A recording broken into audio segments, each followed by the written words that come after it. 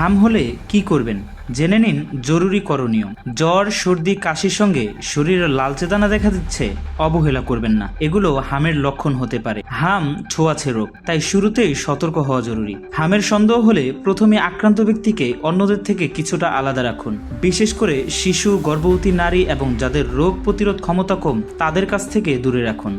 পর্যাপ্ত বিশ্রাম নিন এবং শরীরে পানির শূন্যতা যেন না হয় সেদিকে খেয়াল রাখুন। পানি ও অন্যান্য তরল খাবার পর্যাপ্ত পরিমাণে খাওয়ানো যেতে পারে।